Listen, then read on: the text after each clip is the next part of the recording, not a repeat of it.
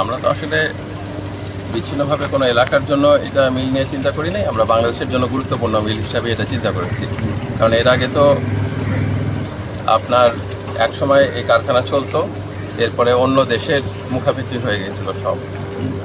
তো আমরা চাই যে আমাদের এই কারখানাগুলো চালু হোক, এবং চালু করার তো পদ্ধতি নিয়েও আলোচনা করেছি যে সেটা আমাদের বিএমআরআই করে হবে নাকি এটাকে প্রাইভেট পাবলিক পার্টনারশিপে পিপিপি যেটা বলা হয় সেটাতে করা হবে, নাকি আমরা অন্য কোনো কিছু চিন্তা করব। সেই জিনিসগুলো আমরা ভাবার আগে এখানে একটু নিজেদের দেখার দরকার ছিল, এখানকার পরিস্থিতিটা বোঝার ব্যাপার ছিল। কাজগুলি যে একটা স্টাডি হয়েছে, সেই স্টাডিটা কতখানি যৌক্তিক, যেটা 22 সাল থেকে স্টাডিটা হয়েছে, সেটাও একটা জানার ব্যাপার আছে।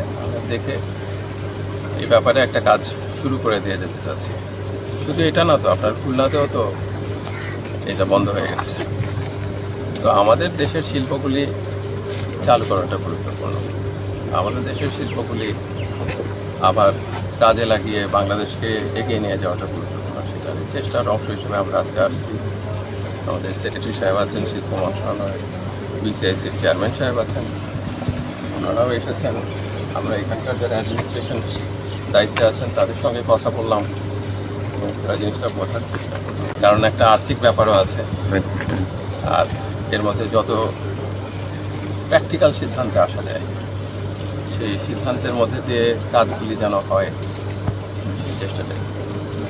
Thank you sir. আজকের যে পরিদর্শনটা আপনি, কারণ এখানে তো অনেক বড় একটা জায়গা প্লাস অর্থনৈতিক একটা ব্যাপার স্যাপার আছে, এটাকে আপনি কিভাবে দেখতেছেন? কত ফাস্ট আমরা এটা অ্যাকশনে গেলে এটা এখান থেকে একটা আমাদের এই স্টাডি যেটা আগে হয়েছে আর আজকের পরিদর্শন মিলিয়ে আমাদের পক্ষে আলোচনা করতে হবে। আমাদের লক্ষ্য তো দ্রুতই করা, কিন্তু কত দ্রুত সেটা বলতে পারবো না, কারণ এত দিন ধরে এটার উপরে কোনো প্রপার কাজই হয়নি, যেটা অনেক আগেই বিএমআরআই হওয়া উচিত ছিল বা কোনো পরিকল্পনা নিয়ে কাজ করা উচিত ছিল। বললাম যে না, যে বাংলাদেশের শিল্পগুলি উন্নত না করে, বন্ধগুলি চালু না করে তো আমরা অন্য অন্য দেশের দিকে মুখাপেক্ষি হয়ে গেছিলাম। ওর থেকে ফিরে আসতে তো একটু সময় লাগেই, তা আমরা চেষ্টা করছি শুরু করে দিই।